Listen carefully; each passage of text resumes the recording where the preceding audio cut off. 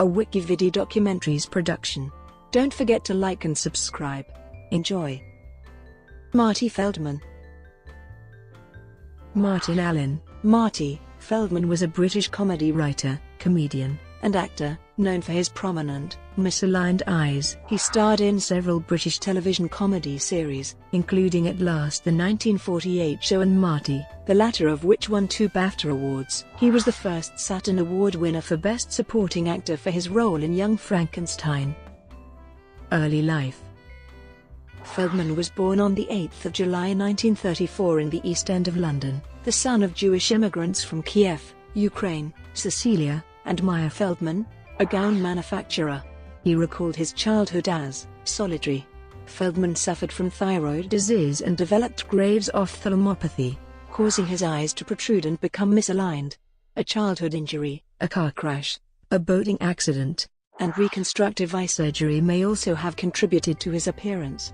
Leaving school at 15, he worked at the Dreamland Fun Fair in Margate, but had dreams of a career as a jazz trumpeter, and performed in the first group in which tenor saxophonist Tubby Hayes was a member. Feldman joked that he was the world's worst trumpet player.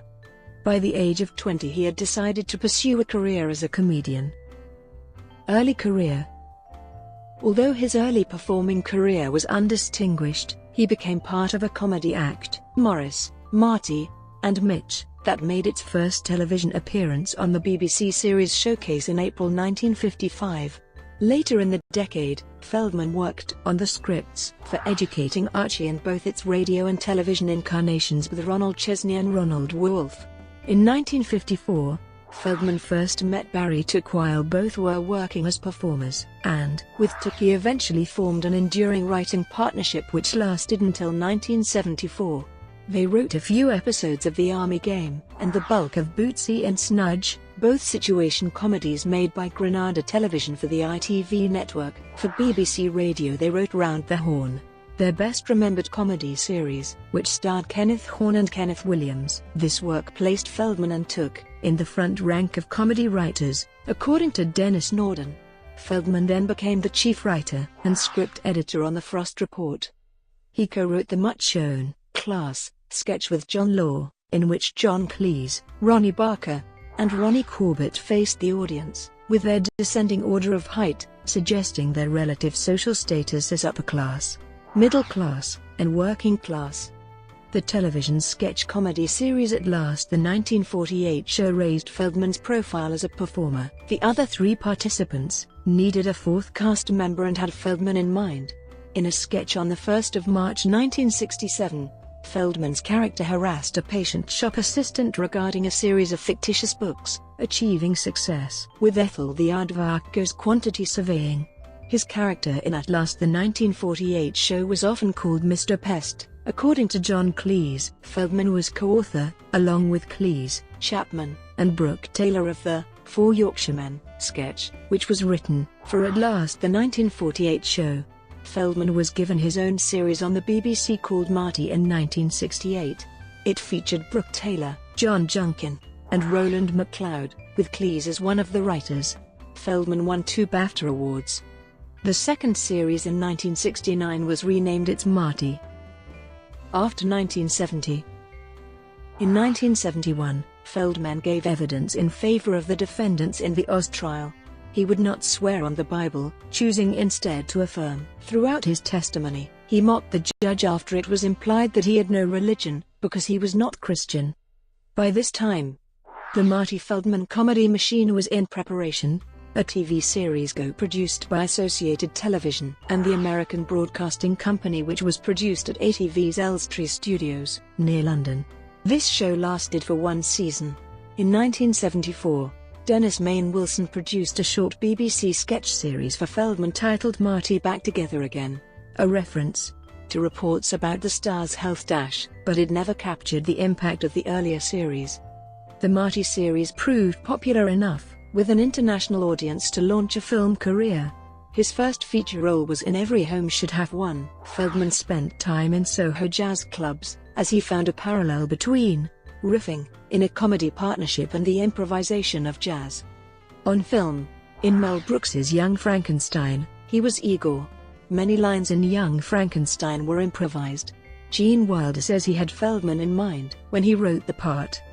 At one point, Dr. Frankenstein scolds Igor with the phrase, "Damn your eyes." Feldman turns to the camera, points to his misaligned eyes with a grin and says, "Too late." Feldman's performances on American television included The Dean Martin Show.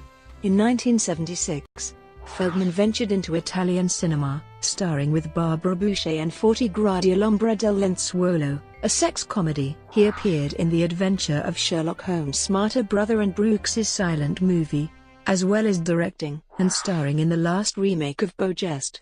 He guest-starred in the Arabian Nights episode of The Muppet Show with several Sesame Street characters, especially Cookie Monster, with whom he shared a playful cameo comparing their eyes side by side. During the course of his career, Feldman recorded one LP record, I Feel a Song Going Off, re-released as The Crazy World of Marty Feldman. The songs were written by Dennis King, John Junkin, and Bill Solly. It was re-released as a CD in 2007. Personal life. Feldman was married to Loretta Sullivan from January 1959 until his death in 1982. She died, aged 74, in Studio City, Los Angeles. Feldman's peers have reported, in a number of biographies, that he was highly attractive to women in spite of his unconventional facial appearance. His younger sister, Pamela, who no longer uses her family name, lives in the Terrican district of the Belgian town of Sint-Niklaas. Politically, Marty Feldman has been described as an avowed socialist, telling one interviewer, "I'm a socialist by conviction, if not by lifestyle," and another, "I'm a socialist from way back, but in order to pay my back taxes I have to live in America to earn enough money to pay the back tax I owe to the socialist government that I voted in." He joked later that when a Labour cabinet minister said to him, "Of course you vote Labour," Feldman replied, "No, I don't, because I'm a socialist." However, he generally did not seriously discuss politics in public.